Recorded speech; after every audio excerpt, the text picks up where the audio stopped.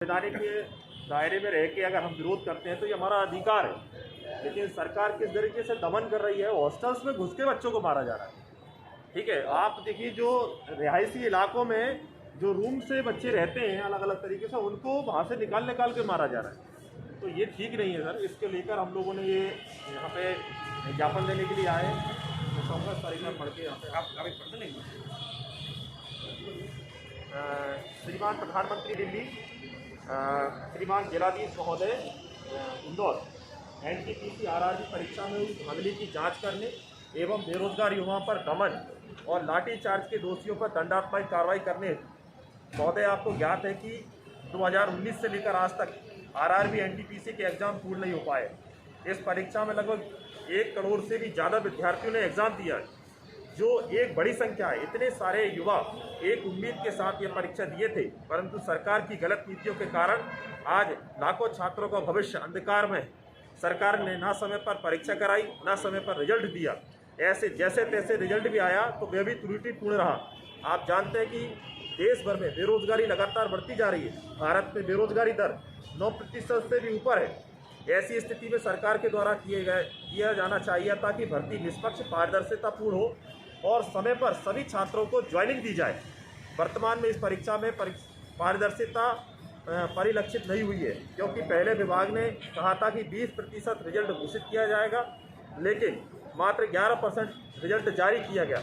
इसी के साथ छात्र जब अपनी आवाज़ उठाए तो बिहार सरकार के प्रशासनिक तंत्र द्वारा छात्रों युवाओं का भयंकर रूप से दमन किया गया। हॉस्टल में घुसकर पुलिस ने छात्रों को मारा गया, आंसू गैस के गोले छोड़े गए, बर्बर लाठीचार्ज हुआ और कई सारे छात्र आज भी पुलिस कस्टडी में तथा संगीन धाराओं में उन पर केस दर्ज किए गए हैं। क्या एक लोकतांत्रिक देश में ये लोकतांत्रिक प्रक्रिया है? अतः महोदय से मांग करते हैं कि इस पर सकारात्मक कार्रवाई करें। NTPC RRB की परीक्षा में हुई गड़बड़ियों की जांच कर दोषियों को सजा दी जाए। सभी बेरोजगार युवाओं पर लाठीचार्ज, आंसू गैस के गोले छोड़ने, हॉस्टल में घुसकर छात्रों की पिटाई करने का आदेश देने वाले अधिकारियों को तत्काल निलंबित कर उन्हें दंडात्मक कार्रवाई करी जाए। सभी बेरोजगार युवाओं पर लगाए गए मुकदमे तुरंत वापस लिए जाएं। रेलवे सहित सभी सरकारी विभागों में रिक्त पड़े पदों को तुरंत भरा जाए। निवेदक, बेरोजगार विरोधी आंदोलन, समस्त मध्य प्रदेश के बेरोजगार युवा। अंदर बेरोजगार युवा मोर्चा की तरफ से आज यहाँ पर इंदौर कलेक्टर कार्यालय में ज्ञापन दिया गया है। आइए हम सीधे बात करते हैं इन लोगों से कि बिहार की किन मांगों को लेकर इन्होंने यहाँ पे आंदोलन किया है और विरोध दर्ज कराया है। आपका शुभ नाम बताइए। दिनेश ठाकुर जी। तो आप लोग बताइए, आप लोगों ने जो अभी ज्ञापन दिया है उसमें आप लोगों की क्या मांगे हैं? देखिए, क्या होता है कि एक तरफ तो सरकार रोजगार या तो ख़त्म कर रही है या फिर देना नहीं चाहती है।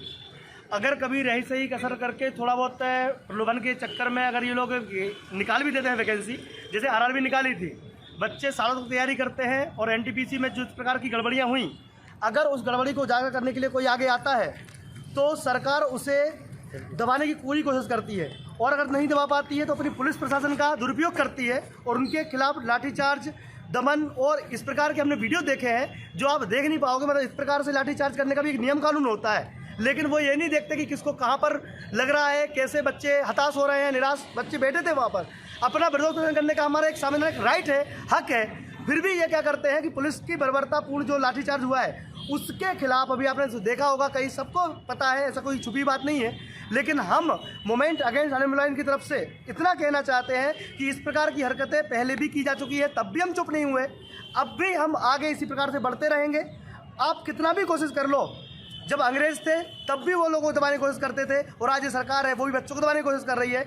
हम अगर मांग रख रहे हैं तो कम से कम आपको आगे मांगे सुननी चाहिए और उनको आगे फॉरवर्ड करते हुए या उनकी समस्या को सुनते हुए उनका निराकरण निकालना चाहिए, लेकिन ना सुनते हुए इस प्रकार से बच्चों के साथ बर्बरता नहीं चलेगी। इसके खिलाफ हम लोग यहाँ पर इकट्ठे हुए हैं, चाहे बच्चा बिहार का हो, मध्य प्रदेश का हो या भारत के किसी भी कोने का हो, छात्र छात्र होता है और हमारा साथी है, हम उसके साथ हमेशा खड़े रहेंगे। आइए हमारे साथ एक और साथी, आप लोगों ने भी आंदोलन किया था 18 अगस्त को भोपाल में, मध्य प्रदेश की राजधानी में, और जो दृश्य वहाँ पे हम लोगों ने देखे थे वही घटना सामने वहाँ पर भी आ रही है।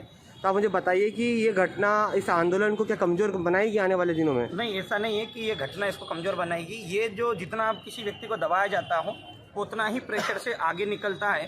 तो मेरा ये मानना है कि ये जो घटना घटित हुई है, स्टूडेंट को एकजुट करने का काम किया है, और ये जो बिहार के जो पटना के विद्यार्थियों ने जो लड़ाई लड़ी है, तो मेरा ये मानना कि ये केवल पटना की लड़ाई नहीं है, ये पटना के विद्यार्थियों ने संपूर्ण भारत के आरआरबी एनटीपीसी के विद्यार्थियों की लड़ाई लड़ी है। तो मैं बस यही कहना चाहता हूं कि जो उनके ऊपर जो लाठीचार्ज किया गया है वो एक गलत कदम उठाया गया है सरकार के द्वारा। जिस तरीके से हॉस्टल के अंदर प्रवेश करके विद्यार्थियों को पीटा गया है और उनके ऊपर जो धाराएं लगाकर उन्हें नौकरी नहीं देने की जो बात कही जा रही है वो सरासर गलत है। अंदर बेरोजगार युवा मोर्चा की तरफ से आज यहाँ पर इंदौर कलेक्टर कार्यालय में ज्ञापन दिया गया है। आइए हम सीधे बात करते हैं इन लोगों से कि बिहार की किन मांगों को लेकर इन्होंने यहाँ पे आंदोलन किया है और विरोध दर्ज कराया है। आपका शुभ नाम बताइए। दिनेश ठाकुर जी, तो आप लोग बताइए, आप लोगों ने जो अभी ज्ञापन दिया है उसमें आप लोगों की क्या मांगे हैं? देखिए क्या होता है कि एक तरफ तो सरकार रोजगार या तो ख़त्म कर रही है या फिर देना नहीं चाहती है। अगर कभी रही सही कसर करके थोड़ा बहुत प्रलोभन के चक्कर में अगर ये लोग निकाल भी देते हैं वैकेंसी, जैसे आरआरबी निकाली थी, बच्चे सालों तक तैयारी करते हैं और एनटीपीसी में जिस प्रकार की गड़बड़ियाँ हुई, अगर उस गड़बड़ी को उजागर करने के लिए कोई आगे आता है तो सरकार उसे दबाने की पूरी कोशिश करती है और अगर नहीं दबा पाती है तो अपनी पुलिस प्रशासन का दुरुपयोग करती है और उनके खिलाफ लाठीचार्ज, दमन और इस प्रकार के हमने वीडियो देखे हैं जो आप देख नहीं पाओगे। मतलब इस प्रकार से लाठीचार्ज करने का भी एक नियम कानून होता है, लेकिन वो ये नहीं देखते कि किसको कहाँ पर लग रहा है, कैसे बच्चे हताश हो रहे हैं, निराश बच्चे बैठे थे वहाँ पर। अपना विरोध प्रदर्शन करने का हमारा एक संवैधानिक राइट है, हक है, फिर भी ये क्या करते हैं कि पुलिस की बर्बरतापूर्ण जो लाठीचार्ज हुआ है उसके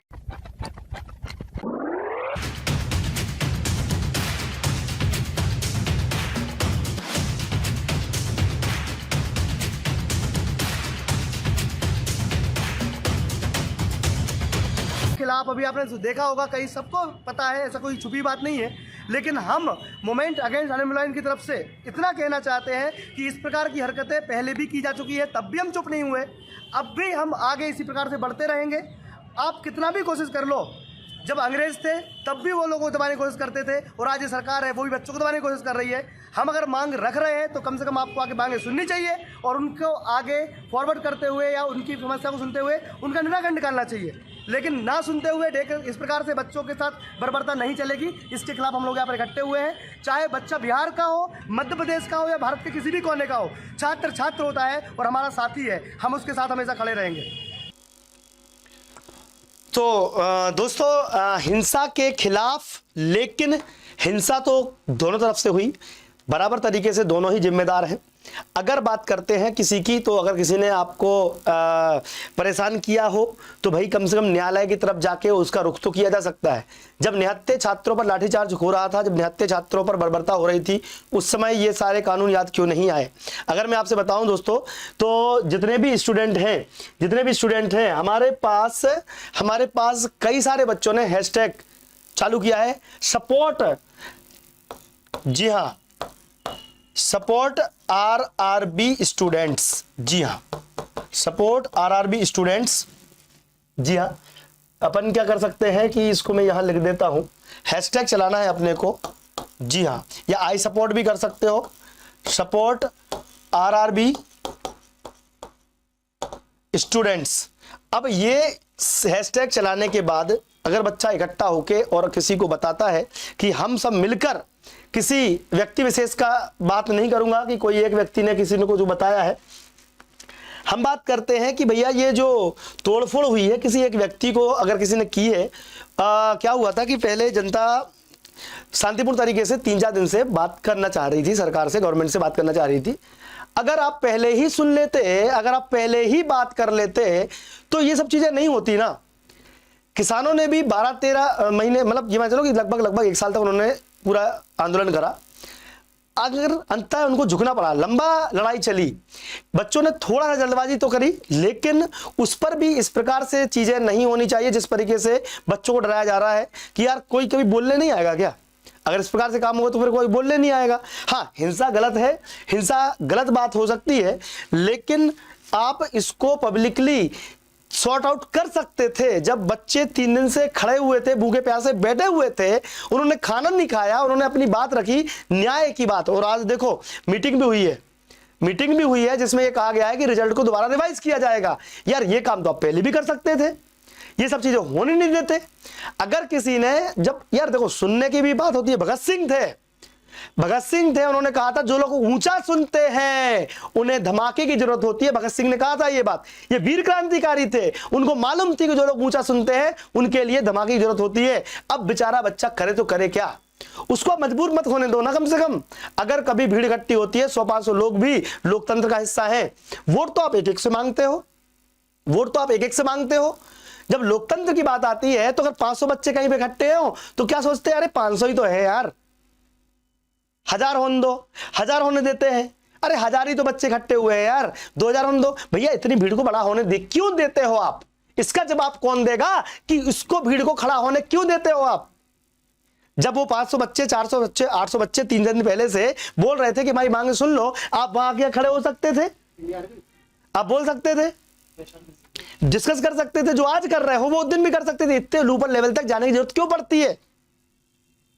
हिंसा वास्तव में बुरी है, ये मैं मानता हूं। हिंसात्मक कार्रवाई, हिंसात्मक चीजें तो कभी नहीं करनी चाहिए। दोस्तों, जब भी हम आंदोलन करेंगे मूवमेंट अगेंस्ट अनएम्प्लॉयमेंट की तरफ से, मैं वादा करता हूं कि हमारे छात्र कभी भी हिंसा की तरफ नहीं जाएंगे, उन्हें ज्यादा देना चाहिए, लेकिन वहां तक बात ना पहुंचे इसका ख्याल हमारी माननीय सरकार को भी रखना चाहिए।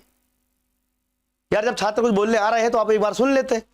ये जो काम आपने आज किया है ये 4 दिन पहले कर देते। बोलो है कि नहीं सही? अगर आपको इस बात में सत्यता लिख रही है तो अपने दूर दूर तक साथी मित्रों तक ये बात पहुंचा दीजिए। आज हमने इसी प्रकार की जो लाठीचार्ज हुआ है उसके खिलाफ, लाठीचार्ज नहीं होना चाहिए था बच्चों पे, इसके खिलाफ हमने एक ज्ञापन दिया हुआ है। FIR कराई जा रही है जबरदस्ती की चीजें, तो आप बिल्कुल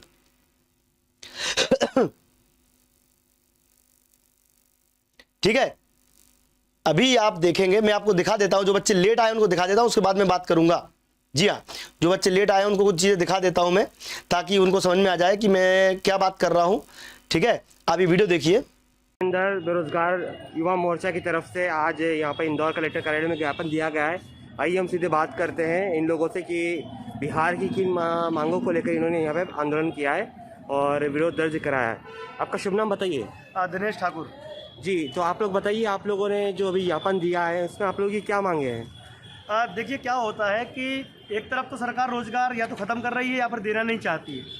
अगर कभी रही सही कसर करके थोड़ा बहुत प्रलोभन के चक्कर में अगर ये लोग निकाल भी देते हैं वैकेंसी, जैसे RRB निकाली थी, बच्चे सालों तक तैयारी करते हैं और NTPC में जिस प्रकार की गड़बड़ियाँ हुई, अगर उस गड़बड़ी को उजागर करने के लिए कोई आगे आता है तो सरकार उसे दबाने की पूरी कोशिश करती है, और अगर नहीं दबा पाती है तो अपनी पुलिस प्रशासन का दुरुपयोग करती है और उनके खिलाफ लाठीचार्ज, दमन और इस प्रकार के हमने वीडियो देखे हैं जो आप देख नहीं पाओगे। मतलब इस प्रकार से लाठीचार्ज करने का भी एक नियम कानून होता है, लेकिन वो ये नहीं देखते कि किसको कहाँ पर लग रहा है, कैसे बच्चे हताश हो रहे हैं, निराश बच्चे बैठे थे वहाँ पर।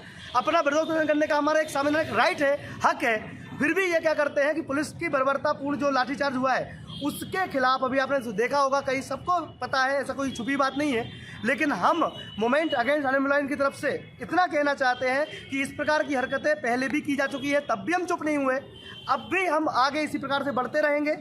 आप कितना भी कोशिश कर लो, जब अंग्रेज थे तब भी वो लोगों को दबाने की कोशिश करते थे, और आज ये सरकार है वो भी बच्चों को दबाने की कोशिश कर रही है। हम अगर मांग रख रहे हैं तो कम से कम आपको आगे मांगे सुननी चाहिए और उनको आगे फॉरवर्ड करते हुए या उनकी समस्या को सुनते हुए उनका निराकरण निकालना चाहिए, लेकिन ना सुनते हुए इस प्रकार से बच्चों के साथ बर्बरता नहीं चलेगी। इसके खिलाफ हम लोग यहाँ पर इकट्ठे हुए हैं। चाहे बच्चा बिहार का हो, मध्य प्रदेश का हो या भारत के किसी भी कोने का हो, छात्र छात्र होता है और हमारा साथी है, हम उसके साथ हमेशा खड़े रहेंगे। आइए हमारे साथ एक और साथी, आप लोगों ने भी आंदोलन किया था 18 अगस्त को भोपाल में, मध्य प्रदेश की राजधानी में, और जो दृश्य वहाँ पे हम लोगों ने देखे थे वही घटना सामने वहाँ पर भी आ रही है। तो आप मुझे बताइए कि ये घटना इस आंदोलन को क्या कमज़ोर बनाएगी आने वाले दिनों में? नहीं, ऐसा नहीं है कि ये घटना इसको कमज़ोर बनाएगी। ये जो जितना आप किसी व्यक्ति को दबाया जाता हो उतना ही प्रेशर से आगे निकलता है। तो मेरा ये मानना है कि ये जो घटना घटित हुई है, स्टूडेंट को एकजुट करने का काम किया है, और ये जो बिहार के जो पटना के विद्यार्थियों ने जो लड़ाई लड़ी है, तो मेरा ये मानना कि ये केवल पटना की लड़ाई नहीं है, ये पटना के विद्यार्थियों ने संपूर्ण भारत के RRB NTPC के विद्यार्थियों की लड़ाई लड़ी है। तो मैं बस यही कहना चाहता हूं कि जो उनके ऊपर जो लाठीचार्ज किया गया है वो एक गलत कदम उठाया गया है सरकार के द्वारा। जिस तरीके से हॉस्टल के अंदर बेरोजगार युवा मोर्चा की तरफ से आज यहाँ पर इंदौर कलेक्टर कार्यालय में ज्ञापन दिया गया है। आइए हम सीधे बात करते हैं इन लोगों से कि तो आप देख सकते हैं यहाँ पर जो बातें हमने कही हैं, हम बस न्याय की मांग कर रहे हैं। अब बच्चों कमेंट बॉक्स में मैं कमेंट लेना चाहता हूँ, कोई बच्चा क्या कहना चाहता है ये भी हम देख लेते हैं कि जिस प्रकार से कार्यवाही की जा रही है क्या वो सही है, ये छात्र छात्राओं से स्वयं पूछ लेते हैं। और कल हम एक बहुत विशाल कैंपेनिंग भी चलाने वाले हैं, उस कैंपेनिंग के लिए हमारे साथ जुड़े रहिएगा। ठीक है, चलिए शुरुआत करते हैं मेरे साथ छात्राओं। सर एमपी पुलिस की एग्जाम कब तक हो सकती है? हो तो रही है एग्जाम, और क्या? अच्छा SI की बात कर रहे हैं, चलिए हम कुछ